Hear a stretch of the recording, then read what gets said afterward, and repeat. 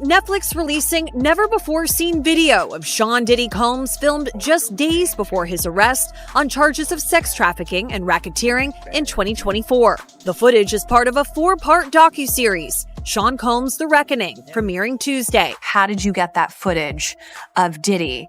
I figured most journalists would not disclose their sources. Does he know y'all have this in the doc? I would doubt he knows. So when this airs, that'll be the first time that his legal team, Diddy, that everybody knows that this footage is now seeing the light of day. Perhaps. Combs' team firing back in a statement to NBC News, saying the Netflix so-called documentary is a shameful hit piece and that they relied on stolen footage that was never authorized for release. His team sending a cease and desist to Netflix. Yes, indeed, man. I mean, had to bring you back, man. This documentary got everybody talking and people going at it. So, it was only right to bring you back and get your point of view, man. But I want to get right into it, man. 50 and Ja, how you feel about both of them going at it? You seen it? I couldn't do nothing but see it, bro. You know what I'm saying? Because 50, tried to smash him with one of the stories that we told on Art of Dialogue before. But what people don't realize is that the story that they put out there is like that having to have some money to keep Big and Craig Mack around before he got to Clyde Davis.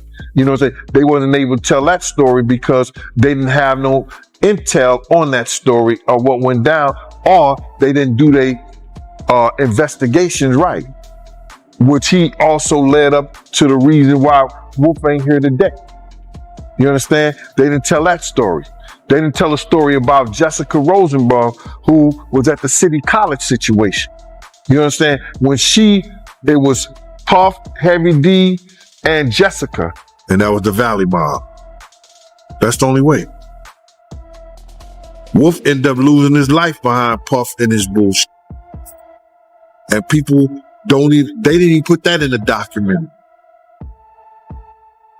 Wolf ended up losing his life. The Diddy documentary has sparked a firestorm across the entertainment industry, leaving fans searching for answers and powerful figures watching nervously from the sidelines. But long before 50 Cent announced his explosive documentary, one man had already been sounding the alarm about Diddy for years: Gene Deal.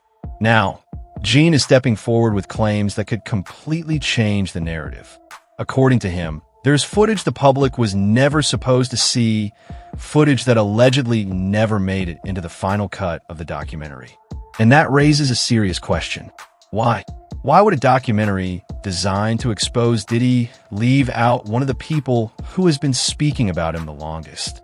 And more importantly, what information was removed before the audience ever got the chance to hear it?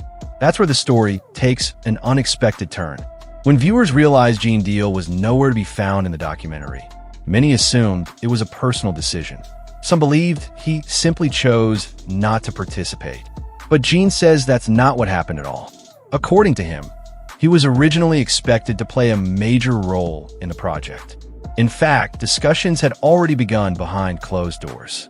Conversations were taking place, plans were being developed, and the documentary appeared to be moving forward with Gene as one of its key voices.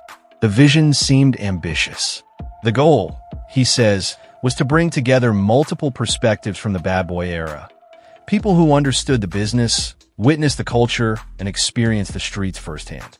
Together, they would tell a story that couldn't be ignored. A story too detailed to dismiss. A story too powerful to control. But somewhere along the way, things changed. What began as a straightforward collaboration slowly became something very different. Gene claims that once discussions about money, authority, and creative control entered the picture, the project no longer looked the way it had been presented.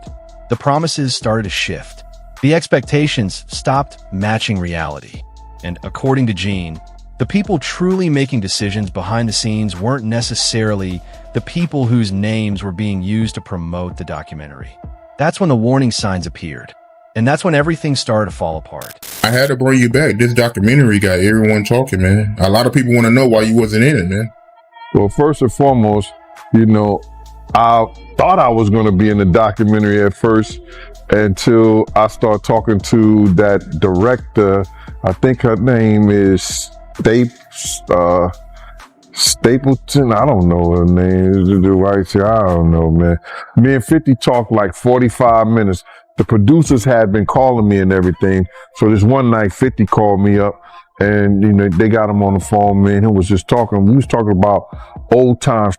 Sit down with Black Hands. Sit down with with Puff Kids, the whole Puff situation, and this documentary that he's going to be doing.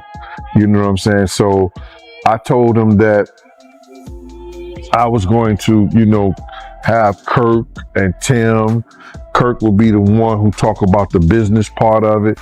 Tim will be the one who talk about the growing up phase with Diddy and everything, and over there working in the record industry with him and stuff like that. They was like family. And I was going to talk about, the street stuff, what was going on with Bad Boy, with the security, with Wolf, with the City College, with, the time that I knew about when I was with him up until about early 2004 or something like that. But basically the streets, and then the traveling with him and the atmosphere and everything. And then go back into the Notorious Big stuff with the Tupac and the whole 9 yards, all the stuff that I knew, you know what I'm saying? So we was talking, and he sounded like, yo, listen here, they gonna spare no expense with this whole documentary. So I said, all right, cool. So what I did was I spoke to Tim and I spoke to Kirk Burroughs. And I was like, yo, because I had Tim's number. Tim didn't know how to get in touch with Kirk. Kirk didn't know how to get in touch with Tim. But Kirk was trying to tell me, give him the number with the Tim. I said, nah, I ain't doing that. So I gave one of the producers the number in the whole 9 yards to get in touch with Tim, because I want to see him get money, because I know Tim got a hell of a story with Puff. So then I talked to Tim and I told him, yo, listen here, man, we should go in as a package deal. All three of us, we could tell a hell of a story about this whole documentary. You know what I'm saying? From front to start. Then whatever stuff that they get and everything like that. So yo, let's go in there and ask them for 50 a piece. You know what I'm saying? So Tim was like, with it, yo, Gene, whatever, go ahead like that. Kirk was like, yeah, okay, cool, Gene. It was like a general census that we was gonna do this in a whole package deal. You know what I'm saying? And then I started speaking to the producers and everything like that, because 50 had told me himself that they was going to spare no cost in doing this, because he wanted to tell the story, and he wanted to tell the story like it was supposed to be told and everything like that. I said, yeah, okay. So then the director, I got to get her name, man, because it don't even sound, I want to put her on blast, because she was telling me, she was saying to me that what I was asking for was crazy, and they wasn't spending money like that. I'm talking about, you got footage, you got clothing, you got, I was doing footage, I had pictures, all the stuff that I had, you could figure out a way to pay a brother and stuff like that. And then I was telling her about some prices that I've already received, and I had the invoices to show it. And then she was calling me like I was lying. I'm like, yo, who do you think you talking to? You know what I'm saying? And she was talking about, there's no way nobody paid. Nobody what? I say, first of all you people come with these documentaries and stuff, the first thing you tell me, y'all tell these people out here that y'all don't pay, and y'all pay. If you can make a picture look like $10,000-$15,000, you know what I'm saying? You can sit here and tell me that you're gonna pay me for my time sitting right down here with y'all. You understand? So then, one thing led to another, and I was like, all right, well then, F you, I spoke to 50, and then she said 50, and this is exact words that came out her mouth. 50 does not determine what goes in and goes out of this documentary. And he definitely don't pay. He determine what somebody get paid. It's not his documentary like that. I was like, oh, so if it's not his documentary and I spoke to him like that, I don't need to be doing nothing with you because I'm doing this on the strength of him. But you gonna pay me if I do it. So it went back and forth, you know what I'm saying, for a little bit. And then they had Kirk Burrows giving me calls and everything like that. What are you calling me for? As Gene Deal continued speaking out, he began pointing to parts of the documentary that he believes were intentionally left unexplored. And one omission, in particular, stood out to him as impossible to ignore: the death of Diddy's longtime bodyguard, Anthony Wolf Jones. To most people, Wolf was simply part of the security team. But according to Gene, he was far more than that. He describes Wolf as the foundation of Puff's entire protection network. The man trusted with coordinating movements, assessing threats, and making split-second decisions when situations turned dangerous. Wolf wasn't standing on the sidelines. He was at the center of everything, deeply connected to the people, events, and decisions that shaped the bad boy era during some of its most turbulent years. Which is why Gene finds it difficult to understand why both Wolf's name and the circumstances surrounding his death received so little attention in the documentary. For Gene, this isn't just an oversight. It's a missing piece of the story. He also challenges several narratives presented throughout the series. According to Gene, the documentary oversimplifies certain events and leans heavily on explanations that don't tell the full story. He argues that the long-standing narrative of an East Coast versus West Coast rivalry has been used for years as a convenient explanation, while deeper questions about accountability remain unanswered. But what troubles him most are the warnings he claims were ignored. Gene says Wolf was never careless when it came to security. In fact, he allegedly refused to travel unless specific safety measures were in place. According to Gene, Wolf sensed danger long before tragedy struck. He believed certain situations carried unnecessary risks and felt that some trips should never have happened in the first place. Yet despite those concerns, Wolf remained close to the operation he had spent years protecting. And according to Gene, that loyalty ultimately came at a devastating cost. The absence of someone as important as Wolf leaves Gene asking a much larger question. If the story of a man so deeply involved could be reduced to a footnote, or left out almost entirely, then what else may have been overlooked? What details were never fully explored? What questions were never asked? And what truths might still be waiting to come to light? Already told, Anthony Wolf Jones had already told them, if you're not taking two tour buses of my niggas from the Valley, that's Co-op City in the Bronx, the Valley in the Bronx. If you're not taking these 2 tour buses of my niggas out there, I'm not going. Had told Puff them, had told Kirk Burrows. You understand? I went down there and Kirk Burrows called me up. He said, yo, Gene, you and Wolf, I got y'all tickets to LA. I said, all right, cool. So I go down there and I pick up the tickets to LA. I got Wolf ticket. So I'm calling Wolf up. I said, yo, Wolf, I got your ticket to go to LA. Wolf said, I ain't going. I said, what you mean you ain't going? He said, yo, Gene, I ain't gonna tell you how I'm making I ain't gonna tell you how to make your money, but I'm gonna let you know this.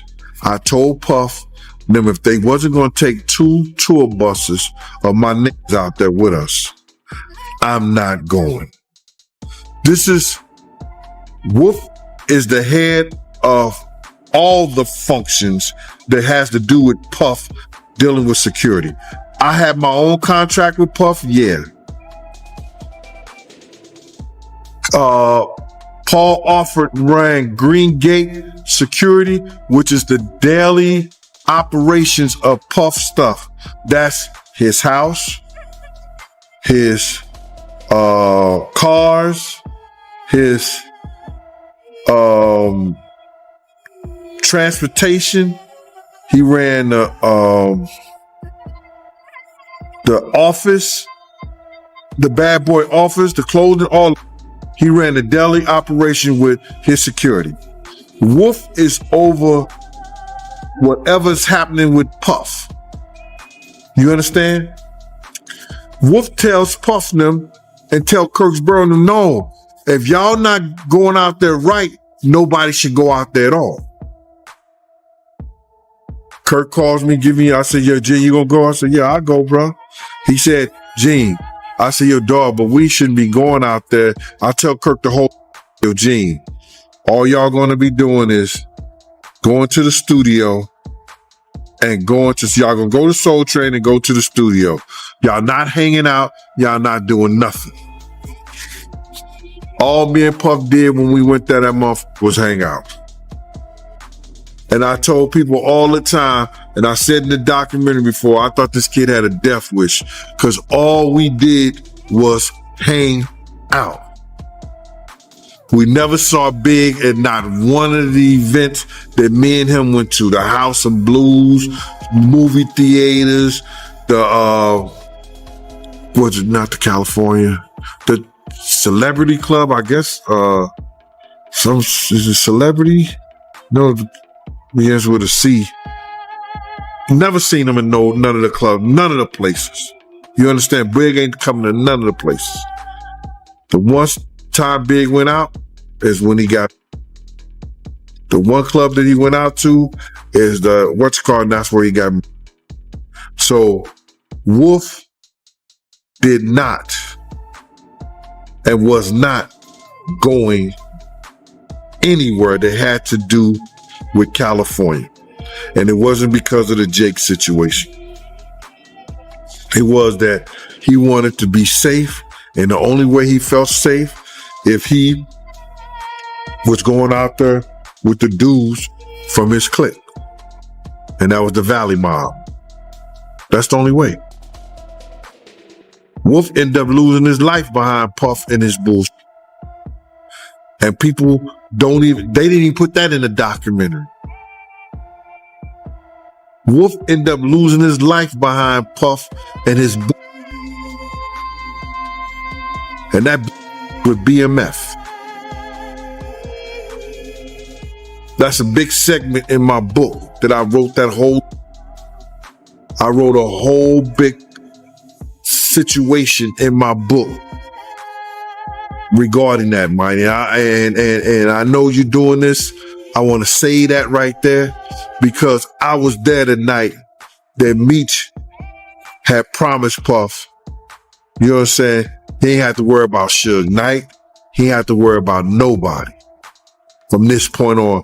And telling Puff some shit made him think that he could talk to Wolf any kind of way.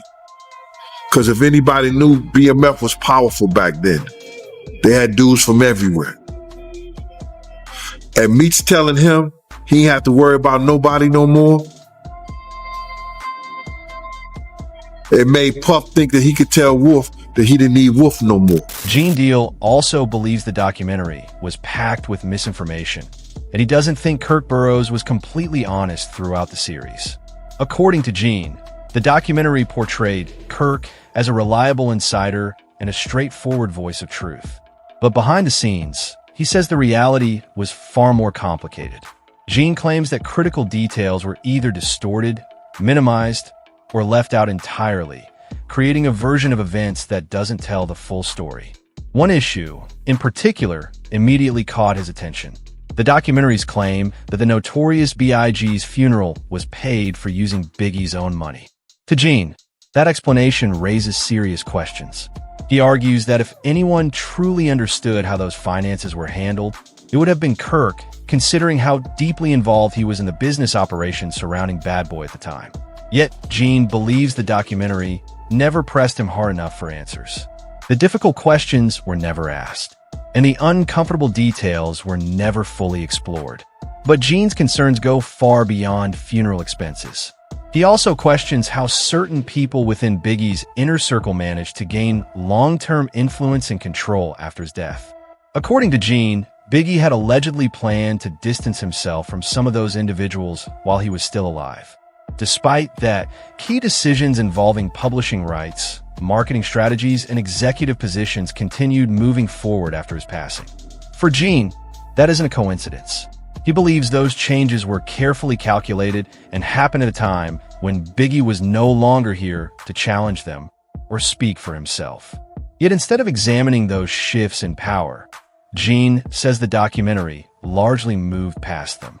And that's where his biggest criticism begins. For Gene, the issue isn't only what Kirk said on camera. It's what the filmmakers chose not to question. He believes those omissions helped protect certain reputations, preserve important relationships, and keep some of the most uncomfortable conversations out of the spotlight. And if Gene's claims are accurate, then this documentary didn't uncover the full story. It merely touched the surface. Because beneath the version presented to viewers may be a much deeper story, one filled with unanswered questions, hidden motives, and truths that some people would rather keep buried. He also said in a documentary that, Diddy, he used big budget to pay for, Big's funeral. Yeah, when I heard that ain't the first time I heard it though, bro. They said Big had paid for his funeral through his budget. You know what I'm saying? So if anybody would know that, Kirk Burrow would know that. And I heard Wayne Barrows came out and said some, but to refute that. You know what I'm saying? But if Miss Wallace got a check and the check, if she got if they had Biggie's budget and that was taken out, money was taken out that budget for his funeral, he did use it. And if anybody knew that, Kirk Burrows would know that because he was handling the money and the operations at that time. Wayne Barrows was one of the dudes, him and Mark Pitts, that actually was managing Big's affairs. You understand? They was his manager. Big had told me that he was going to get rid of them because they didn't know what they was doing before he died. I had a conversation with Big. Big said, I'm getting rid of them because they didn't want to F me up because they didn't want to convince him to sell his publishing and his marketing to Puff. They was Puff boys. I guess they met in school or whatever like that. But Big was going to get rid of them. But because he died and his mother didn't know the business, she kept him around for years. If you look at anything that happened with the Notorious Biggs and his camp, you see Wayne Barrows on there as executive producer. And he was just a manager of some of Big affairs. He was executive producers of damn near everything that went on that had to do with. If Miss Wallace was the executive producer, he was the executive producer too. Look at some of the things that was done. And now he's suing, trying to get money from Faith because of, he's saying that she has to pay the Wallace estate and Miss Wallace is dead. Big is dead. If the estate is anything, it's CJ, Tatiana, and Faith. That's the estate. But he's saying there's some other kind of thing that he's suing them for. So Wayne Barrows is the dude that call it any way you want to, that's been Sherwood Forest, and he got big them in Sherwood Forest. I'm gonna put it that way. He got his estate in Sherwood Forest. Crazy, man. But yeah, Kirk Burrows, he spoke a lot in this documentary, man. He was letting everything go. He also said that, Diddy, he did take the Rolling Stone cover from Big after Big died. Bruh. You have to look at his sociopath, his narcissism, and see that it shows you he really didn't care about Big like he did. What Kirk didn't tell the truth about that whole thing is that even when we was in California, Kirk tried to act like that he didn't know that Puff told him that Big wasn't going to London. I know what the question you asked, but I got to get this out, bro, is that on Thursday, me and Puff was in a limousine.